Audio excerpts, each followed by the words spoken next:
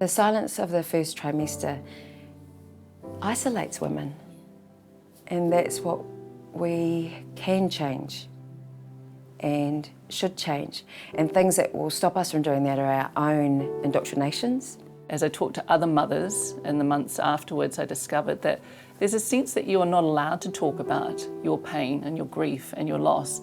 And, you know, a sense that if you experience all those things, you are being a bit dramatic, that you need to sort of get over it. It was only, you know, in the first 12 weeks, you know, get over it. It's not really a pregnancy until it's after that 12 weeks. I never knew that existed until my sister had her first baby, and she's like, actually, we shouldn't be telling everybody that I'm pregnant until 12 weeks. I said, what?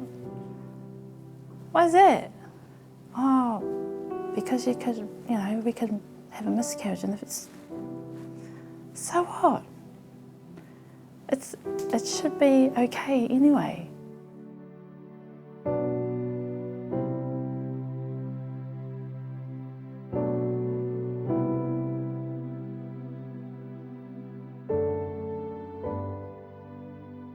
It's a cultural sort of understanding that that's what we do, that we don't talk about subjects that are scary or emotionally challenging or uncomfortable. And pregnancy loss is uncomfortable for many people. They don't know how to deal with it, they don't know how to comfort people, they don't know what to say in those instances. So we kept very quiet about it because that was the cultural norm. And it wasn't until we lost Dougie that we realised that that was actually really detrimental to us and to our family and to our children. It's always seemed a little bit crazy to me, that this sort of line in the sand that before 12 weeks somehow you're not supposed to share the news with anyone, and then after 12 weeks it's somehow absolutely safe to tell the whole world. And I don't think that's the case at all. And obviously it's a really, really individual decision when you choose to share the news and who you choose to share it with.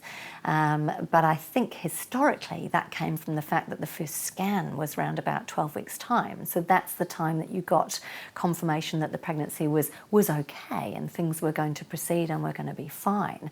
And so somehow it was okay to share that, but not to share early on in case things didn't go so well.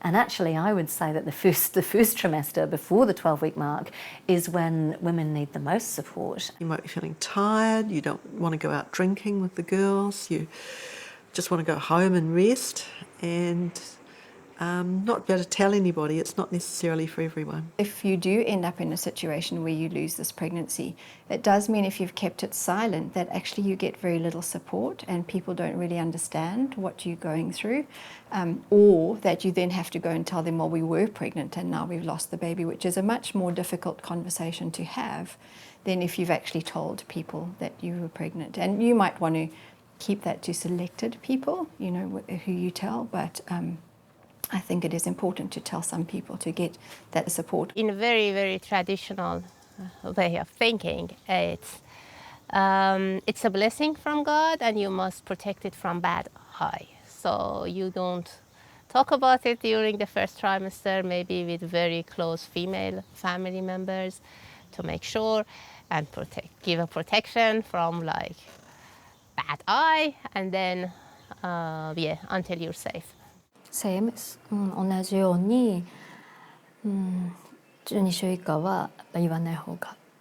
同じように12週以下は人に話さない方がいいとされていて、でもきっと親には言うと思います。あと親しい友達には。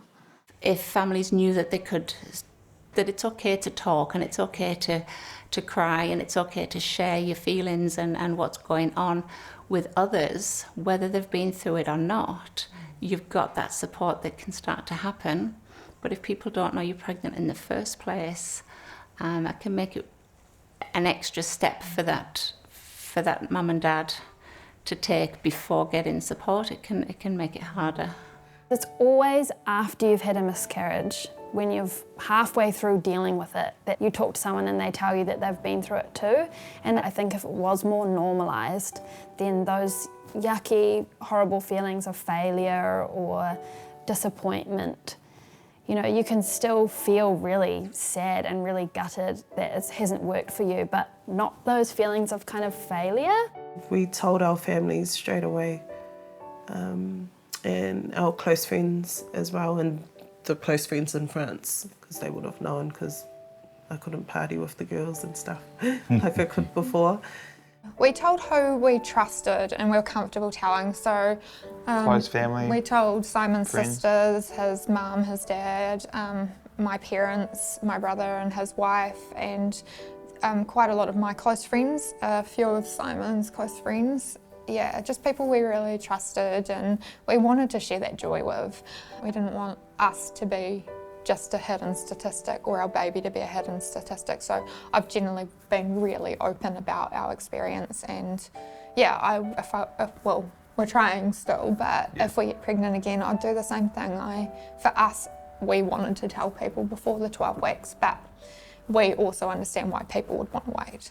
Being pregnant is such a joyous occasion for the couple, right?